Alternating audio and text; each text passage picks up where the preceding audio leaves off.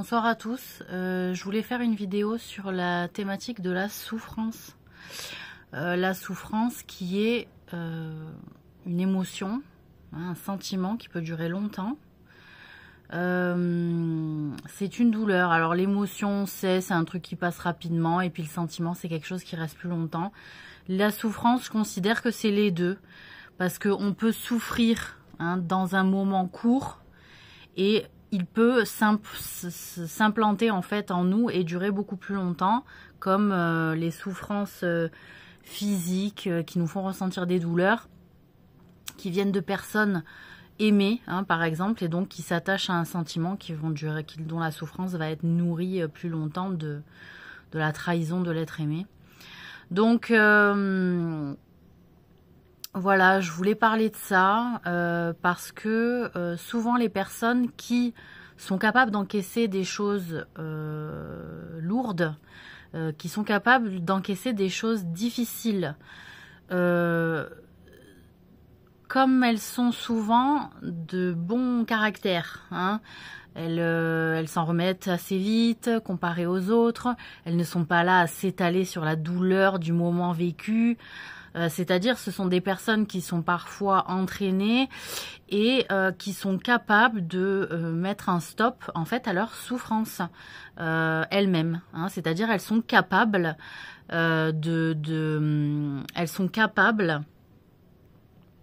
de vraiment faire fi de leur souffrance pour avancer vers un objectif qu'elles souhaitent atteindre. Et en attente aussi souvent d'objectifs à atteindre.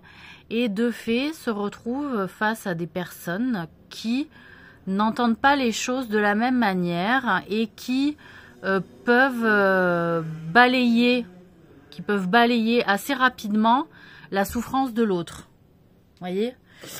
Qui va la balayer, c'est-à-dire d'un revers de la main en disant il faut avancer, il faut continuer, il faut passer à autre chose.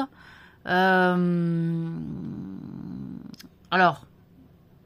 pour la personne qui ne vit pas la même situation, c'est quand même plus facile de le dire. Ce sont souvent aussi des personnes qui ont vécu des choses difficiles aussi, qui ont tendance à avoir ce discours, donc elles savent ce que c'est la souffrance et elles disent bon voilà, il faut quand même continuer d'avancer. Donc c'est un bon conseil de dire à quelqu'un qu'il faut continuer d'avancer, qu'il ne faut pas s'attarder sur sa souffrance, etc. Mais quand on sait vers quel objectif on va, et surtout s'il y a à un moment donné une délivrance et une sortie positive du système de souffrance dans lequel on peut être enchaîné parfois par des cercles vicieux et par des manipulations intérieures, que ce soit lié à de fausses croyances qu'on peut avoir nous-mêmes ou extérieures par rapport à des personnes qui manipulent un peu les ficelles de notre vie, que ce soit au travers de l'amitié, que ce soit au travers du professionnel, que ce soit au travers de l'éducation, etc. Donc il faut aussi savoir à qui on a affaire dans l'entourage, et si des personnes aussi sont incapables de ressentir notre souffrance par un manque d'empathie, là il faut aussi s'attarder sur ce genre de profil-là pour essayer de voir si effectivement il y a quand même une empathie, une solidarité dans la souffrance qui est vécue, ou si perpétuellement on s'en fout. Voilà. Donc, il faut revoir quand même parfois les fréquentations, les proches, l'entourage, la famille, savoir quelles sont leurs réelles intentions vis-à-vis de vous-même. Voilà, donc la souffrance, elle n'a pas à être balayée par qui que ce soit, c'est-à-dire que quand quelqu'un vous dit il faut avancer, ça va passer, c'est pas qu'il balaye la souffrance d'un revers de la main forcément, mais c'est de dire il va falloir s'accrocher et peut-être que l'issue, elle te sera favorable à un moment donné. Mais si elle est jamais favorable, il va falloir revoir la copie de A à Z, ça c'est sûr. Par contre, les personnes qui nient votre souffrance, qui disent c'est rien, ta souffrance c'est rien, Vous voyez, ça va pas. Voilà, ça va pas. Ça ne va pas. Voilà, jamais la souffrance de quelqu'un, c'est rien. Voilà, quelqu'un qui vous dit c'est rien, posez-vous la question à savoir si cette personne vous veut vraiment du bien. Voilà. Parce qu'à aucun moment, la souffrance, c'est rien dans la vie d'une personne. La souffrance, elle n'est jamais gratuite. Surtout quand elle est donnée par des personnes qui ne vous valent pas. Qui n'est pas votre égal. Qui n'a pas atteint le même niveau que vous. Donc forcément, elles ne sont pas passées par les mêmes étapes, hein, les mêmes strates de souffrance en fait. Parce qu'à chaque étape, il y a son lot de souffrance aussi. On le sait hein, dans les parcours de vie. D'accord ? Donc, tout ça, il y a des choses qui ne vont pas si c'est le cas en tout cas. Voilà. Et donc, il ne faut pas non plus se faire influencer par des personnes qui sont capables de vous dire « mais ta souffrance, c'est rien ». Alors après, attention aux personnes qui sont là à dire oui, ma souffrance, et à s'étaler dans la souffrance, et donc ils n'arrivent plus à rien faire, ou alors il faut que les gens fassent à la place. Donc ça, quand on arrive à un système où les gens font à la place parce que c'est trop de souffrance pour l'autre, attendez, vous pouvez plus bénéficier des mêmes privilèges si vous n'arrivez plus à vous sortir les doigts du cul. Hein ? À un moment donné... T'arrives pas, tu peux pas non plus atteindre toujours à prendre les privilèges d'autres personnes qui font à ta place sous prétexte que je sais pas quoi. Quelles excuses vous vous trouvez? Je veux dire, à un moment donné, vous êtes dans la souffrance, vous êtes plus incapable que... Vous êtes devenu en tout cas plus incapable que ce que vous étiez normalement au travers de votre souffrance. Eh bien... il faut aussi peut-être revoir les besoins, les nécessités, changer de cadre de vie, changer de rythme de vie aussi, et pas demander des choses lourdes à l'entourage sous prétexte que vous voulez garder votre niveau de vie parce qu'il a été dur à atteindre. De toute façon, un niveau de vie, ça s'entretient, effectivement, mais on ne peut pas non plus esclavagiser à moins de payer, hein, c'est-à-dire... de rémunérer les personnes pour les services rendus. Parce qu'il y a trop de personnes aussi qui jouent sur les amitiés au travers de leur souffrance, en disant je souffre sur mon ami, qui font quelques intérêts à d'autres et quelques privilèges à d'autres, mais c'est pas équitable. Hein, dans le calcul, il n'est pas équitable et il n'est pas réellement respectueux au travers des efforts faits par certaines personnes. Et ça, c'est quelque chose que j'ai beaucoup trop vu. Hein, des personnes qui sont dans la souffrance et qui usent et reusent de personnes parce qu'ils ne sont pas capables de faire les choses eux-mêmes. Donc ça va pas. Voilà. Donc après, entretenir un système où on est esclave, moi je suis pas d'accord. Voilà. Moi je suis pas d'accord. Moi je fais des choses pour rendre service gratuitement, mais par contre, j'invoque mon droit au respect et je l'invoque pour tout être humain qui respecte les autres créatures. Voilà. Ça, c'est ma politique. C'est pas compliqué. Donc, si à un moment donné, vous rendez des services et que le respect n'est plus là, c'est que, eh bien, en réalité, l'image que vous donniez de vous, elle a disparu parce que dans la mentalité de la personne à qui vous rendez service, elle pense que les gens qui rendent service comme ça sans rien réellement demander en retour, hein, sont des cons. D'accord? Parce qu'ils sont dans la croyance du trop bon, trop con. Donc, il faut aussi analyser dans les manipulations dans lesquelles nous sommes, dans les systèmes de valeurs et de croyances des gens que nous servons, parce qu'on croit que les gens ont les mêmes que les nôtres. Pas du tout. Hein, les gens à qui on rend service souvent ne voient pas le monde comme nous le voyons, de solidarité et de fraternité. Ils ont de l'intérêt à se servir d'autrui, ils vont trouver des stratagèmes de manière à se servir d'autrui, hein, le plus possible, de tirer sur la corde sans que ça coûte. Voilà. Et quand ça commence à coûter, ben, on appelle moins, on se voit moins, ou alors on se fréquente pas du tout, parce qu'on s'est vite cerné. Voilà, donc ça, c'est de l'ordre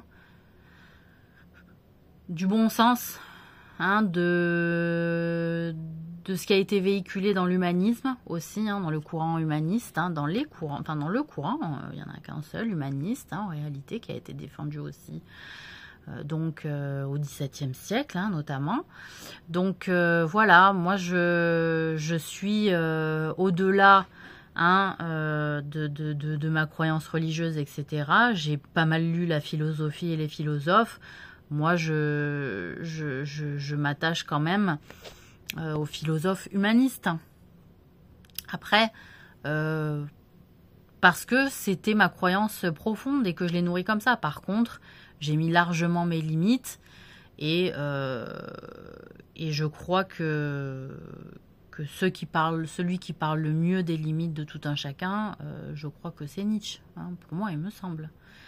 Donc, de pas non plus se fourvoyer dans de fausses croyances et être l'objet de manipulation. Mais ça fait longtemps que je n'ai plus lu Nietzsche, hein, voilà. Mais il se rit, hein, de ceux qui se guident mal, hein, au travers notamment de Zarathustra. Bon, donc voilà. Après, ce que je voulais dire aussi, c'est que je le cite, enfin je cite personne, c'est-à-dire je le dis, c'est-à-dire la souffrance, qu'on soit un être humain, un animal, une sirène, un vampire, un dieu, c'est pas parce qu'on est plus fort qu'il faut encore plus balayer notre souffrance. C'est-à-dire, il faut pas entretenir la souffrance, hein, il ne faut pas se déverser comme ça de souffrance en disant « Oh, je souffre, mon Dieu, que ma vie est difficile, etc. » Non, mais il faut que cette souffrance, elle soit reconnue, respectée. C'est primordial. Pour que la personne, elle se sente respectée, il faut que la souffrance, si elle dit qu'elle a souffert, soit reconnue et pas niée. À partir du moment où une personne extérieure nie la souffrance en disant « Mais moi, j'ai plus souffert, toi, c'est rien », on a tous notre niveau de vie, on a tous nos niveaux d'incarnation, on a tous nos niveaux de souffrance, et que si la personne, elle a dit j'ai souffert, elle a souffert. Par contre, après, qu'elle soit pas capable de prendre la souffrance que nous, on a portée, c'est une chose. Par contre, je respecte, c'est-à-dire, ok, t'as souffert, j'entends, je le nie pas, je te crois, t'as souffert, ok. Bon, maintenant, qu'est-ce que tu vas faire avec ça? Voilà, tu vas arrêter, tu vas continuer dans la mauvaise direction, tu vas te laisser couler, qu'est-ce que tu décides? Hein? Mais ne jamais dire ta souffrance c'est rien, que ce soit un adolescent, tous les parents qui font cette erreur-là avec les ados ils sont parfois dans la souffrance avec d'autres collègues de lycée, etc., de collège, et les parents qui disent « Oh mais moi à ton âge, oh mais qu'est-ce que t'as souffert, tu sors de l'œuf ». Toutes ces phrases-là, bâtardes, ça c'est vous tirer une balle dans le pied en tant que parent, et vos gosses, vous allez les perdre. Ils vont pas vous respecter. Parce que vous n'avez pas respecté leur souffrance au travers de ces phrases-là, vous voyez? C'est clair, hein? Donc, tout le vocabulaire, les formules de phrases, la manière de se parler, de se comporter, tout ça, ça compte. Ça compte. Voilà. Donc, gueuler est une chose. Par contre, il y a des choses, elles ne se disent pas. Voilà. Moi, je gueule, mais il y a des choses, je ne vais pas les dire. Voilà, je ne vais pas les dire parce que sinon, je perds la personne, en fait. Donc les gens qui sont là à expliquer doucement, mais à se dire des horreurs, bah vous perdez la personne. Voilà. Vous l'avez pas dit fort, hein, vous l'avez pas dit fort, mais vous avez dit quelque chose de cruel. Vous avez été cruel. Voilà. Et ça, c'est un truc, c'est une différence. Qu'on se mette en colère, c'est une chose. Qu'on soit cruel, c'en est une autre. Et je pense que parfois, on oublie des vocabulaires liés à des formes d'émotions, parce que tellement les gens ils sont habitués au mauvais, qu'ils se disent « Ah, quand c'est mauvais, ça gueule ». Pas du tout. Mais alors, pas du tout. Il y a le vrai qui sort, en fait. Il y a la vérité qui sort quand on se met en colère. D'accord? Alors, ça sert. Parce que le prophète Mohammed, il a dit « Ouais, il faut pas se mettre en colère ». Alors, t'as tous les occidentaux « Ouais, il faut pas se mettre en colère, comme ça on prend l'islam ». Non, mais un truc comme ça, tu vois, dans le genre de débilité. Mais bon, c'est pas grave, hein, moi je juge. Je juge ce genre de truc parce que j'en ai bavé. Mais, voilà, c'est la colère, c'est un péché quand tu fais semblant d'être en colère. Voilà, quand tu fais semblant, alors que tu l'es pas. Voilà, c'est la distinction. Hein, moi, j'avais demandé. Ça, je l'ai déjà répété plusieurs fois. Mais bon, tout ça pour dire que la colère, elle est proche de la vérité. Et la cruauté, c'est de la pure méchanceté pour faire mal. Donc, le fait de nier la souffrance de qui que ce soit est cruel, en fait. C'est un début de cruauté. C'est un début de cruauté. Voilà. Ça veut dire ou vous êtes aveugle et sourd à votre propre souffrance et vous êtes cruel envers vous-même et alors vous n'allez pas voir le problème d'être cruel envers les autres. Voilà, parce qu'il y a plein de mots horribles à se dire tout poliment. Moi, j'ai été atrocement meurtrie personnellement, hein, on m'appelait la chialeuse, meurtrie personnellement par des gens extrêmement polis qui avaient des leçons à donner à tout le monde de la politesse. J'ai été extrêmement meurtrie par des phrases incisives, mais dites poliment. Vous voyez? Donc tout ça, c'est de la bêtise. C'est de la bêtise. Voilà. La méchanceté, elle peut se dire de manière chuchotée, vous voyez, et même amoureuse des fois. Hein? Tellement les gens, ils savent bien faire du théâtre maintenant. Mais ça date depuis longtemps, hein. Donc, ça va pas. Donc la souffrance, interdit de nier la souffrance de qui que ce soit. Par contre, qu'on pousse les gens à pas sans se larver dans la souffrance parce qu'on est servi. Ah mon Dieu, elle souffre, on va la servir et on va la servir. Ouais, non, mais c'est bon en fait.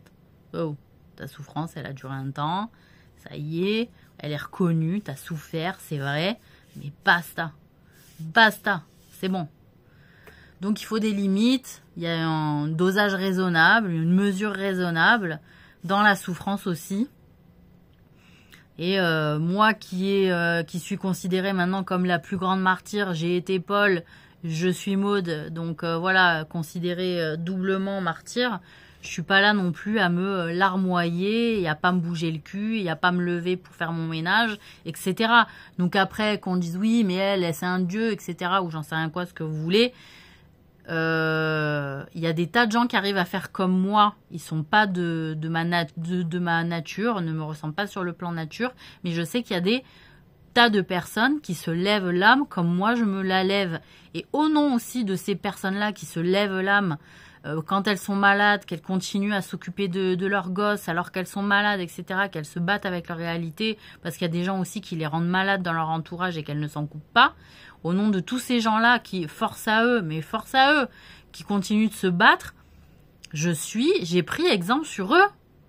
C'est sur eux que j'ai pris exemple dans ma vie avant que tout me soit de nouveau révélé. Voilà. Donc, c'est comme ça aussi que je me suis construite dans ma vie de mode. C'est-à-dire, j'ai croisé des personnalités, j'ai croisé des exemples, j'ai suivi leurs directives, j'ai suivi leurs exemples, j'ai suivi leurs conseils. J'ai entendu, j'ai pris ce qu'il y avait de bon à prendre, j'ai laissé ce qu'il y avait de mauvais à laisser. Et puis c'est tout. Voilà. Donc force à eux aussi, à toutes ces personnes qui font en réalité comme moi, mais c'est plus caché. Ils sont à un niveau plus humble.